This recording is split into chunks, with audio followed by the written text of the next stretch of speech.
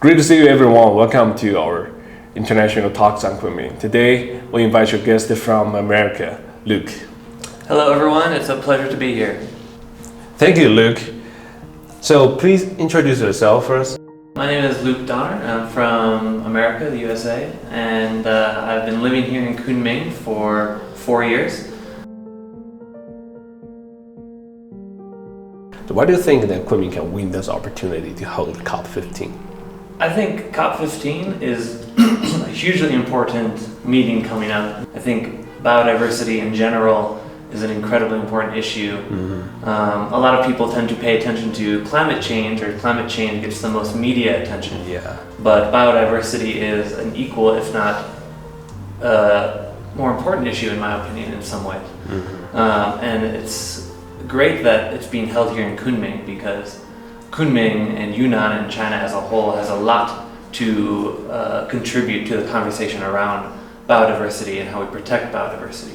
A lot of people, when they think about China, mostly people who live in the West or in the US, they don't necessarily associate it with a lot of biodiversity or protection of natural places. But if you live here or spend time here visiting, it's really hard to ignore just the wealth of natural places and natural resources that exist here in the country. A couple statistics, I think, even though China has only 6% of the world's landmass, it has around 10% of all of the plant species. Yunnan has a huge wealth of not only biodiversity, but threatened biodiversity. Endangered plant and animal species exist here in Yunnan. And Kunming, as the capital of Yunnan, is kind of the natural place that you would go to kind of have those conversations about biodiversity. Yunnan gains a good name as the kingdom of flora and fauna. So would you like to recommend a kind of animal or plant which can be only found in Kunming for the outside world? There are a few kind of high-profile animal species that come to mind. One is you have the green peafowl. You have the Lady Amherst pheasant. They're endangered, both endangered bird species. You have the Skywalker gibbon, which is kind of along the border of Myanmar, and the Yunnan snub-nosed monkey, all of which are incredibly endangered species that people might not know about, but that are incredibly fascinating ecologically. And then, of course, you have China's last population of Asian elephants is in Yunnan. And the Asian elephant, many people don't know, they historically ranged as far north as Henan province. But again, because as humans grow outward, Yunnan has become a last little enclave for Asian elephants. And then, of course, beyond the animals, there are thousands of plant species here, many of which are endangered or threatened. And there are thousands of species of other organisms like fungi, many of which we haven't even discovered yet. Right? So there are many plant and fungi and animal resources that we're kind of the world is learning about coming from Yunnan and Kunming.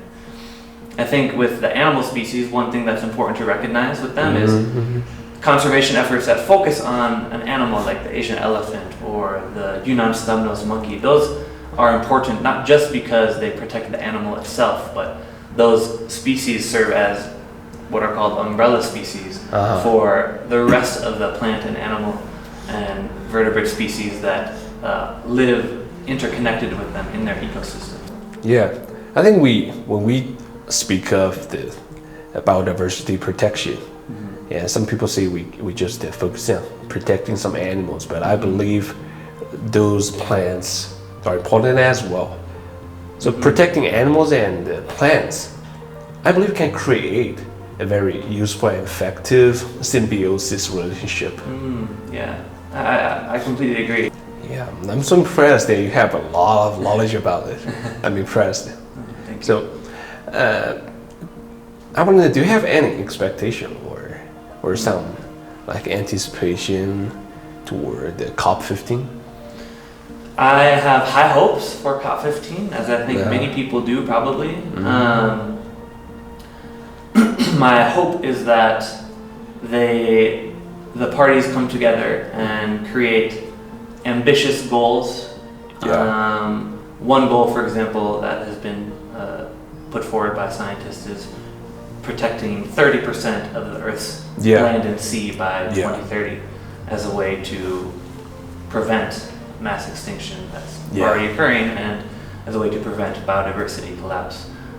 And that's a pretty aggressive goal, but I think it's something that is necessary, and I think it's something that China is well posed to push the conversation towards. I think that setting the targets will be the first step in the conversation, but more important is figuring out how to implement those targets, or figure out how to implement the policies that will get us to those goals. I think another potentially byproduct of COP15 that maybe even will be more important will be raising the public awareness of biodiversity as an issue. I think, as I mentioned before, but climate change is kind of the poster child for environmental problems, and it has gotten most of the attention around the world, and for good reason. It's a serious issue, and it's something we need to confront and face. But other environmental issues like biodiversity, things that have been happening for biodiversity loss rather, which is something that has been happening for thousands of years. Those are issues that are as important as climate change. I mean, the world could shift to 100% renewable energy tomorrow, and we could stop emitting excess greenhouse gases. We have to focus on habitat degradation, invasive species, the spread of invasive species around the world, all sorts of pollution, right? I also believe that COP15 can be a sort of mechanism to call for the concerted effort from all over the world to protect not only the biodiversity but also our globe, our home. This is our risk. That's all for today's program. Thanks for watching. I'm Steven. And I'm Luke. Bye bye.